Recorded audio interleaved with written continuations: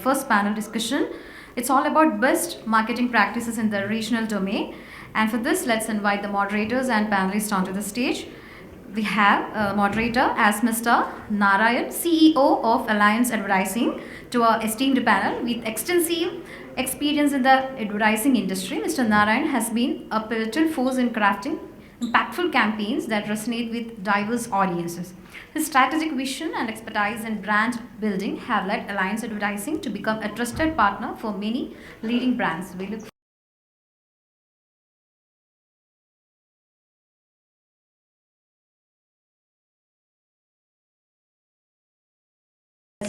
he's already on the stage. Let's invite Mr. Narayan. And I would like to request the panelists to please come on the dais to join Mr. Narayan. Ms. Riya Maiti, Business Head Brand Pulse, Chrome DM. Ms. Preeti Murthy, President, Group and Nexus. Mr. Uday Kumar, General Manager D2C, Star Health and Allied Insurance Corporate Limited. Mr. Anup Matthew, Senior Vice President, Media Solutions Print, Matrabhumi. Thank you, and now the stage is yours. So welcome to this session, and the topic for today's discussion is all about regionalization and vernacular content adaptation.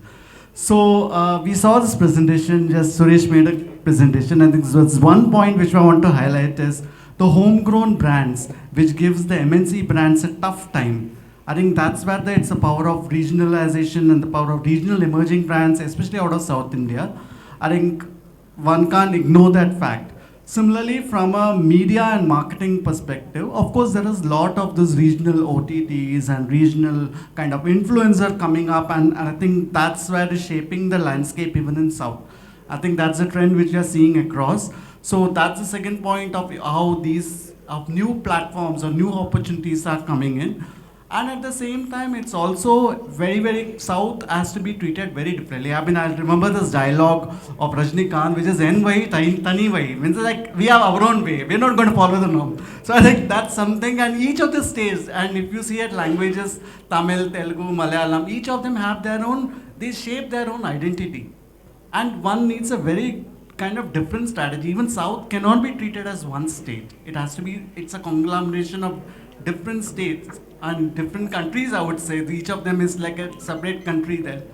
So given this context, I think while, yes, there are opportunities, like as I said, regional OTTs, as well as there is this regional influencers coming in, plus digital is going up, e-commerce is picking up, like media, as Suresh highlighted, is highest everywhere. It's print, TV, everywhere. So all media do well. Let's assume all of them do well.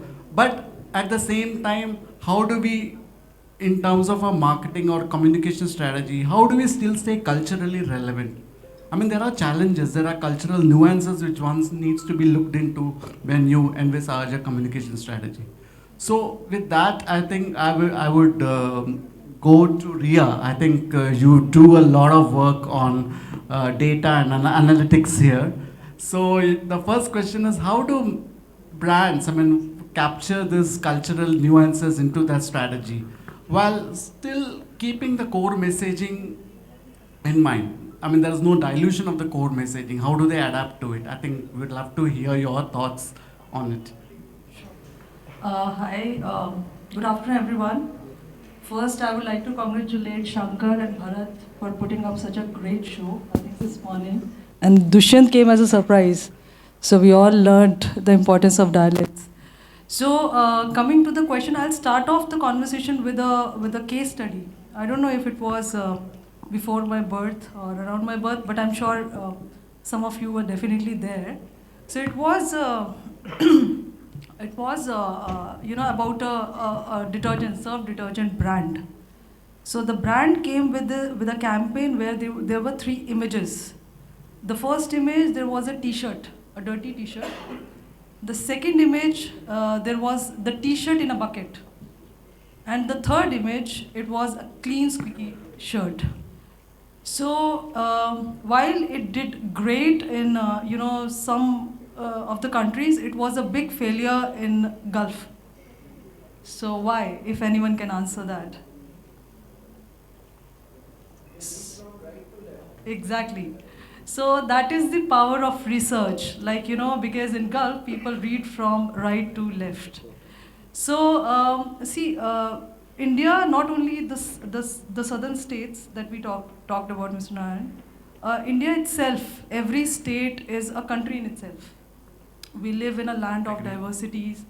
If I talk about Gujarat, people eat, pan and fennel seeds at the end of a dinner. But if we talk about South, curd rice is the most important. If I talk about papad, papad in North is being served as an appetizer. But in South, it is more preferred with curd rice. So the research, I mean, we need to understand the nuances. You cannot, go in a country like India, especially today, when we are in an age where we are consuming content through digital platforms, and it is not like the linear. Earlier, the audience measurement used to use, there was only one big medium, right? And today, everyone has a smartphone. Everything is coming from your Google ID. So it is more personalized. So Cadbury has done a fantastic job with immersive advertising, with Shah Rukh Khan doing this AR ad. Zomato this year, during Raksha Bandhan has done some fantastic job with having Rajkumar Rao and Sara Ali Khan. So with research, a lot of research, there's a lot of technology and everything in place. I think this can be established, but yeah, keeping the core message same. I think Thanda matlab Coca-Cola was a good example, was a brilliant example. So Ken done that, creative agencies have been doing that for ages now, and I think with a lot of research, today we cannot walk without research is what I would like to say. Yeah, so I think research is the way to probably test it and find out more, gain more insights about the consumers. So what are the challenges in adapting content? Like for example, as Dushyant said, I think I like this example. Okay, one would say Tamil, but it's not Tamil, it's Tamil. So I think it's also the adaptation, and it has to strike a chord with the local consumer, and it has to speak to them in their language, especially with the use of idioms and phrases there. So what are the challenges in adapting content? Because you can't just do a one-size-all study. Okay, you have a Hindi commercial, you just dub it and run it. I don't feel so that's work. But what are the challenges from your experience and expertise? See, the challenges are the same, like you have rightly put out. In one state, one thing is being, consumed or viewed in a different pattern. In some different, it is different. So I think you cannot, like the way we were doing it earlier, like one message, wheel ka aa gaya, kisi ka aa gaya. We can do a pan-India campaign with that. The challenges right now is that, there are a lot many digital screens. People have preferences. Earlier, that was not the case. Like we had appointment television.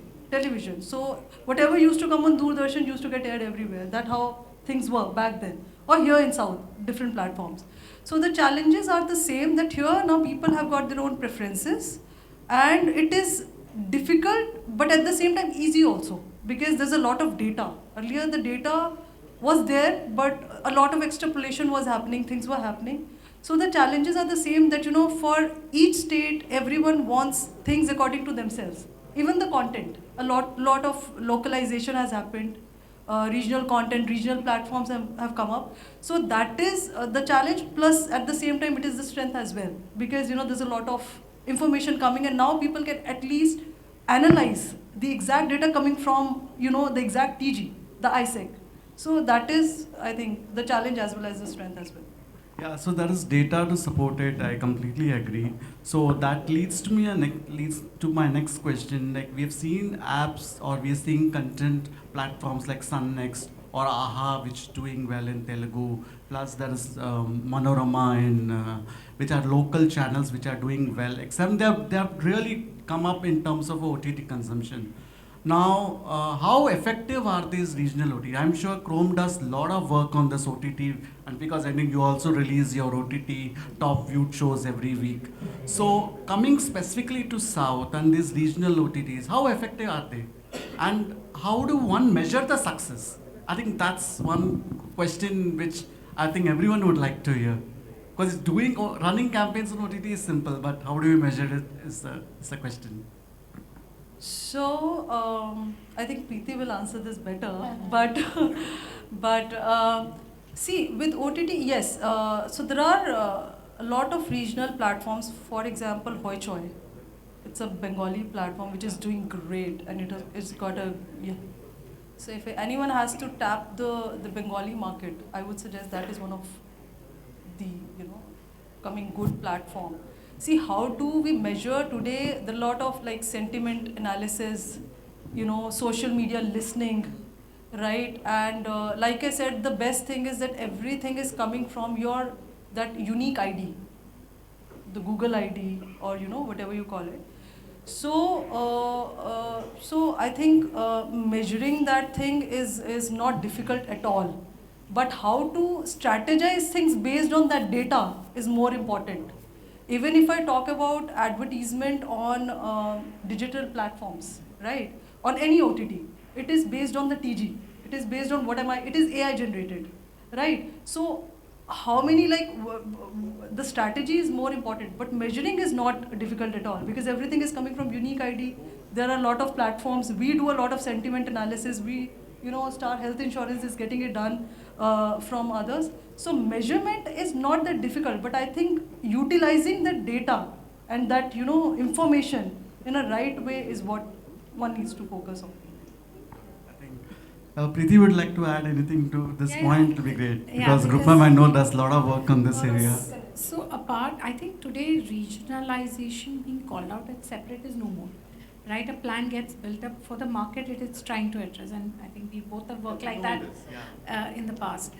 But I think the key to it is the language and the dialect is getting more amplified because of how content is consumed via the content platforms, which is not just OTTs, which is your reels and more influencers coming in, more language-led. So I'm from the Palakkad side of India, right? My origins are, I've never lived there. But there is a Namma Bashai, there's a lady called, and she talks about how Palakkad Ayers talk and their behavior. And I learned so much because I've also forgotten that I don't talk like that, right? So such unique dialect-led conversations are happening today that content is driving the measurement. Content is also driving what people want to associate with a brand for. Where is the scale? So of course the brand matrix come in. Do I want to talk to such a narrow audience, or do I want to scale it up? All those factors also come in.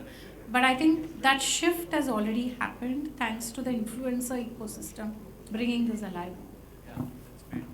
Okay, so this also leads to my next question. Like, there is this latest AI MII data, which shows that rural internet users have actually kind of outspaced urban internet users. And from an e-com perspective also, rural consumers are getting into e-com, they are shopping, and it's picking up. In fact, the growth expected India, I mean, from whatever reports I saw last week, there's a 325 million e-com revenue to be expected from rural itself. So I won't be surprised, like even in just few years, the rural e-com consumers will be more than the urban, which is expected. Of course, at the same time, to drive this growth, it's important to actually strike some partnerships and strike some kind of more, I would say, at a ground level with the Kirana store or Kirana neighborhood store, as we call it, to enable this last mile delivery. So how can companies or how can e-commerce companies partner this and make this happen? Yeah, I think, so my in-laws, they're from Rajasthan, they moved to their rural village and have settled post-pandemic, okay? So I get a weekly SMS, WhatsApp from my mother-in-law. मेरे लिए ये following चीज़ें Amazon कर देना. It's not that it's not available to her, but the accessibility, those products are also not very easy down there. They have to go to the nearest town to get it done. But Amazon delivers it to the house. Now look at the transformation that rural India see. And this is not a small town, this is a proper rural place. And there are no big hospitals, there's just a one dispensary. That's it. But Amazon is delivering to the house. Right from a mosquito net to large furnitures. I think that ecosystem has transformed how rural behavior also has changed. To me, when I observe rural India, whether it's south of India or any other, they are not bulk purchasers of small items. They always buy only when there's a need. Unlike Yes, urban India, true. where we stock a lot of stuff, right? Yeah. But they don't. They only go and they will buy biscuit for that day Correct. or 2 days, right? So that habit of a short purchase cycle exists.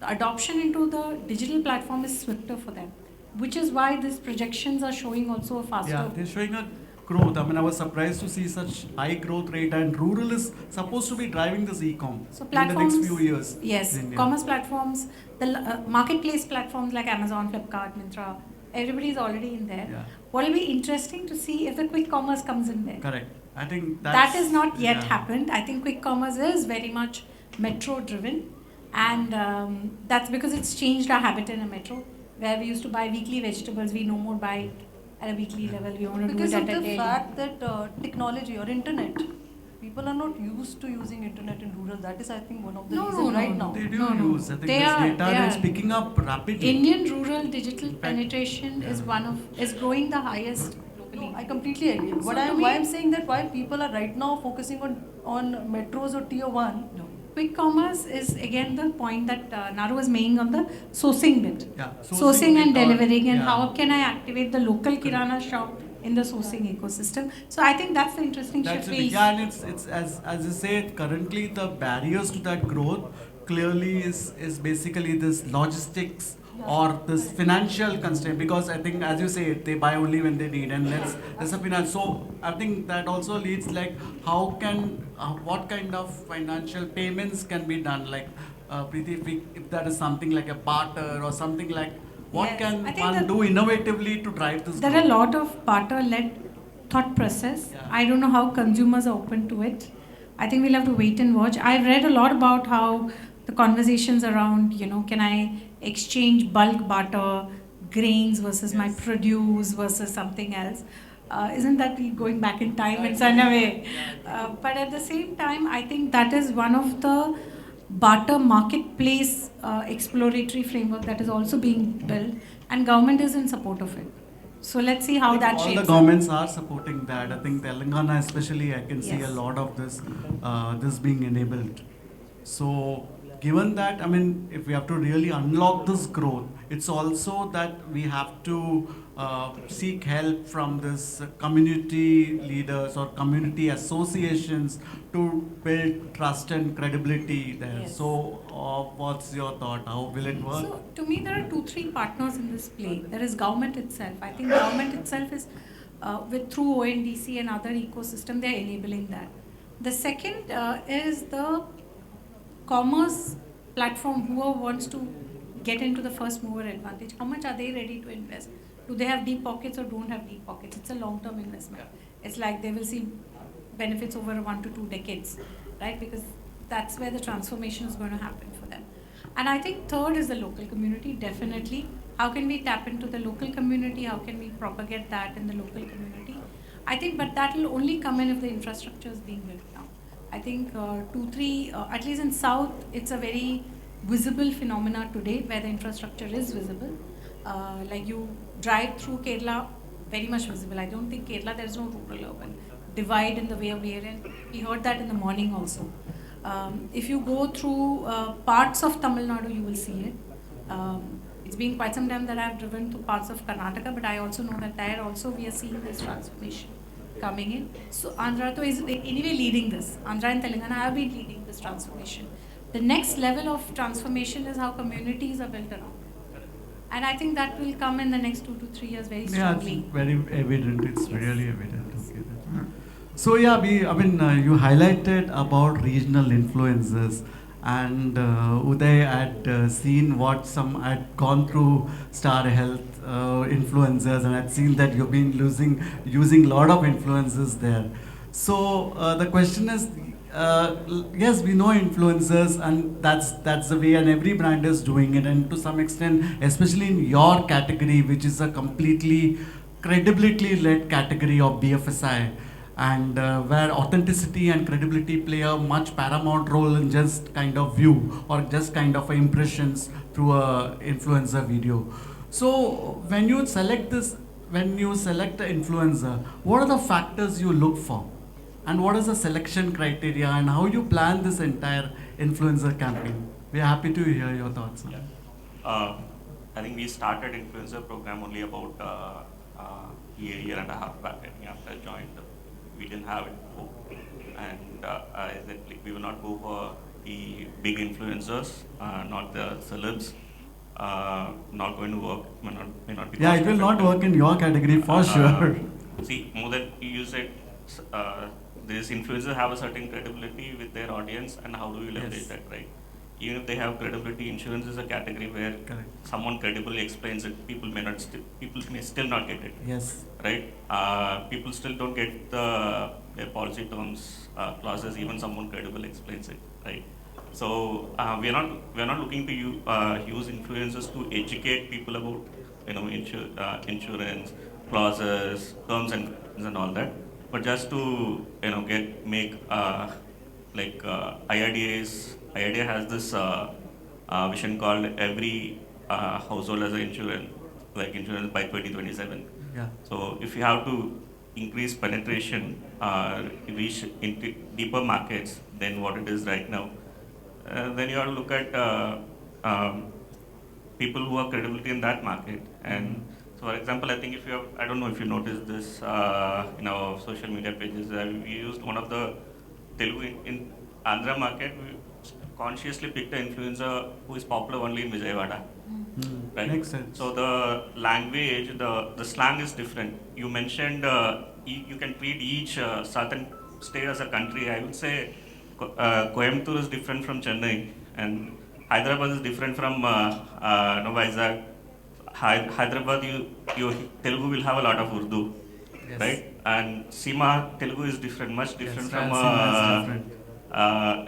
Coastal Telugu, right? So those nuances do help actually, and surprisingly, this influencer did work for us across the state is a different story. Uh, but yeah, regional influencers with specific who work only in specific market do help us increase the penetration in the market.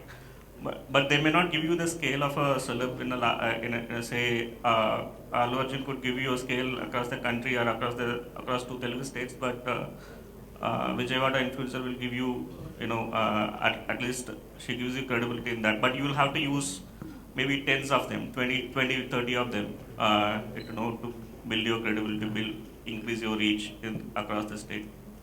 And you also asked about how do we go about selecting them. Yeah. I've been part of media agency, right, most of my life. Okay. So you start with your numbers, look at your market, which market, right? Andhra Pradesh, Telangana, and which part of Telangana, which part of Tamil Nadu you want to target, where you have a problem statement, right? Let's say west part of Tamil Nadu doesn't have, people don't like me much. People don't buy. They lot of them visit my site, but maybe they are not buying from me. They end up buying elsewhere. Maybe they go to Policy Bazaar or they go to an agent buy, Yeah. and probably not buying online. So if that is the problem statement, I have to use someone. I will probably use someone from that region. Then again, I look at the numbers, right? And numbers need not be credible. Not all the numbers that you see are credible. Like you have a lot of bots, so you have to look at Correct. I think who that's has a credible following, like non-bot following. So those are the factors, and also what kind of content they put out, right? Does it make sense from are they culturally relevant for that region, right? Is it a standard content that appeals to? So, for example, this guy who is this, I don't remember his name. This Kannada guy who acted in this Malayalam movie, Kishan, you will know.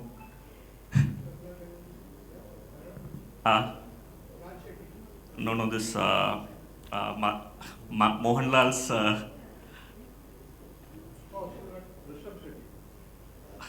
Don't know. He's one of the influencer. One of the influencer. His first in film foray. So I'll just. Yeah.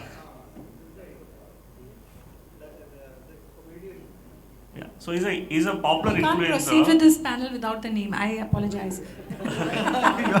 Kishan, I think. as yeah, he's an influencer. Yeah. He appeals to only certain set of audience, right? He is comical, but he appeals only to a certain type of people, not to everyone. He may give me scale. He may have a million followers in his. But whatever he says, whatever content that he puts out may not really work, in a Coimbatore region or a Thrissur region. So I have to see what kind of content they put. Are they culturally relevant for that region? Uh, and are they putting out lot of locally relevant information True. as well? I think that's For example, I'll cover all most of your questions, so don't worry, we will not cross the time. Uh, Playing. for example, yeah, they talk about local Danish side. Yeah, thank you. Okay. So they talk about, they review the local, eateries. They talk about local festivals. If they have a chanda or a market, they talk about that. So these are the pointers that will help you whether that influencer is really putting out content that is relevant to that region, and do they have enough decent number of followers who are not bots. So those are the parameters that we look at. Okay. So one more question I had. So yes, influencer, every brand has started using it in whether it's an FMCG or whether this. So are we doing influencer campaign just for the sake of it? So if let's say we're doing 5 influencer and on an average, I think average views will be maybe around 2 lakhs or 3 lakhs. Do you feel it will help build the brand? So what is really, I mean, it's using influencer, If you but want- actually married with scale as well. So how you get the scale? Want scale from influence. If you want do TV campaign, no?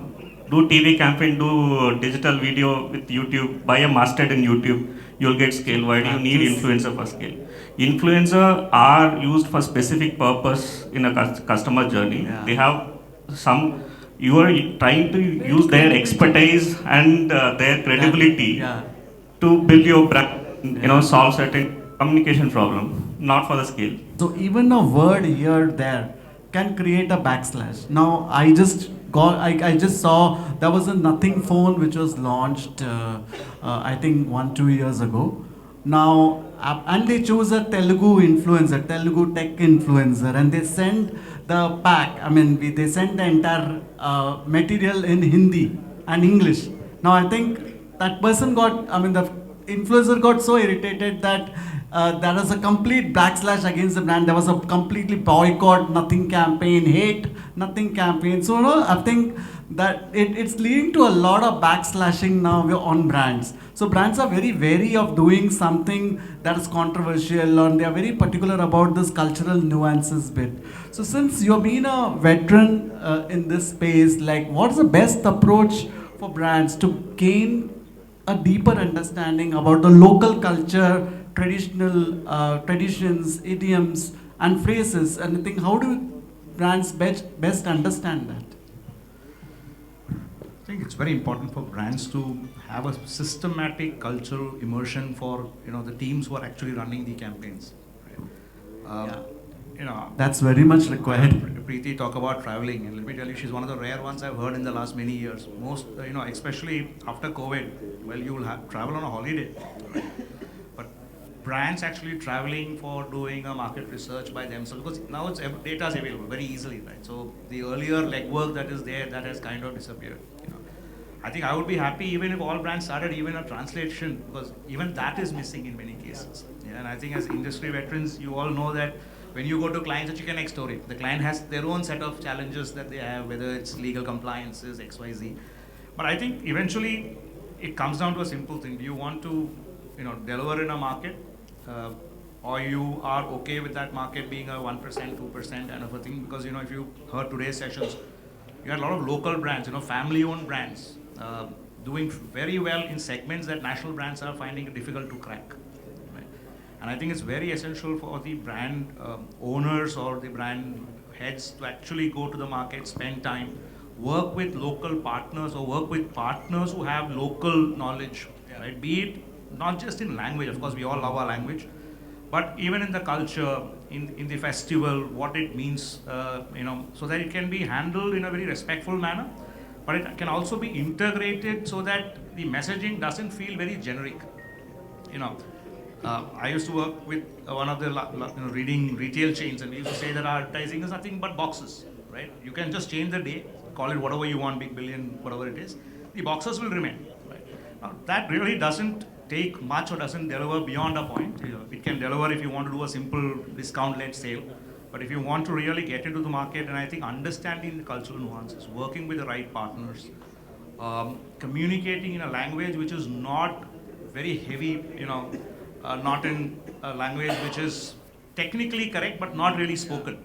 True. Whether it's Malayalam or Tamil, the language that is there, that is spoken, is very different from what is written traditionally. So if I put it into Google Translate, for example, I was hearing in the morning when I was coming, somebody said in Malayalam that we have to go for a tour. Yeah. Now, I'm a Malayali, though I have not stayed much in Kerala, but I have no idea what the word for tour is in Malayalam.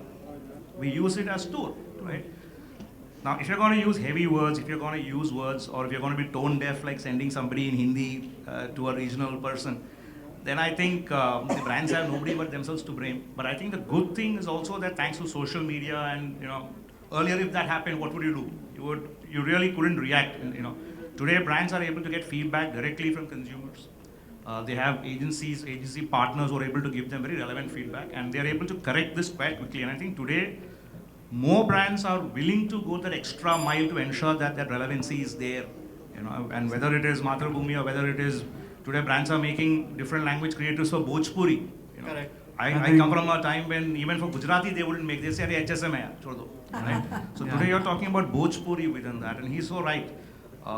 I think there will be a time, and today it's possible with digital and print, though not very much used, that you could have a different creative running in Malappuram and a different one running in Cochin, using maybe the same mnemonics but a different language set. Yeah. And it's quite possible. Is it more effort? The answer is yes.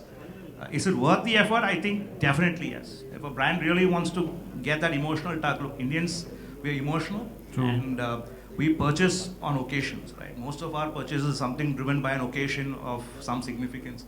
So if you want to tug, then you need to get that connect built. And I think getting that ground connect is very important. It's needed also. Yeah, I think that's So very there are much like required. not It's many imperative brands. to look at that. I think just to manage these cultural sensitivities, because previously there was no backslashing, but now I think that's become a very big thing, and you can get to a situation where brands are being banned. Even, I think I also read about a food delivery issue in TN, where I think it's again due to this linguistic communication where the brand was backslashed. So, yeah. Everyone Anything, talked about data being easily available and all that, but it's still not easy to, the social listening tools that you have in the market today do not listen to Tamil, Telugu languages. Please, they all listen to English, okay? And they are all keyword based. If you write PODA, PODA, if you give that instruction, it will listen to that, if you find that word, right? Otherwise, it doesn't understand PODA in Tamil. Okay, so it is not easy. You still have to go to the market and find the cultural nuances. So, like earlier, he said associate with local partners. One of the largest conglomerates in the world, one of the cola brands, they had one of the toughest years. I don't know, Preeti Akeshan remembers this. When they had challenge in Tamil Nadu as a market, but none of their brands are working. It's not just they had a QSR and they also had a cola brands. None of them were working in this specific market at a point of time. After a particular point of time in that market. So what they did, they called all of the agency people from that market. We did a focus group. With our limited knowledge, with our limited exposure, we said whatever we said, whatever case we made. Follow-up session was with multiple media partners from the market. Let's say Hindu, Ananda Vigadan. People who has fleet in the market, you don't have to necessarily invest your own money, go to the market, spend lakhs of crores of money on research, find sample houses and do research. But you have experts who've been in this market. How long you've been in this market? So 125 years. 100 years plus. 100 years plus in Kerala, who else will know the market True. than I think than no than, one would know right? better than Hindu 125 plus or 150 years Yeah, in that yeah, market. So you have to use people who know that market well to get that cultural immersion more than some part you invest money in research on your own and then use partners like them, not necessarily social listening tools at this point of time. Sure. I think thank you so much. I think Shankar has already given 3 warnings. I'm sorry, the session was so interesting that I wanted to continue, so apologies for that. But thank you so much for the lovely panelists, Preeti, Riya, Anup, Uday Kumar. We really truly enjoyed this session and thank you so much for your valuable inputs. I'm sure the team here or the audience here would really appreciate it. So thank you, Shankar, for Thank this you, Ram. opportunity, and it was great hosting this session. Thank you. And now I would like to invite Mr. Kishan Kumar from Asianet, Executive Director, Asianet. I invite you to on the stage, please, to give away the mementos to our moderator and panelist.